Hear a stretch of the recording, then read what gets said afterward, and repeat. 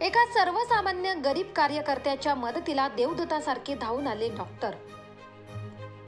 जोर्वे येथील कार्यकर्ते संकेत शिवाजी गिरी, वय 20 वर्ष, याचा दिनांक 2/7/2024 रोजी अपघात झाला होता.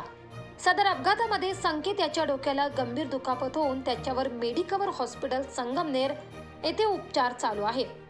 उपचारासाठी खूप मोठ्या प्रमाणात खर्च असल्याने संकेत याच्या घरची आर्थिक परिस्थिती अत्यंत हलाखीची असल्याने उपचार करणे अवघड होते.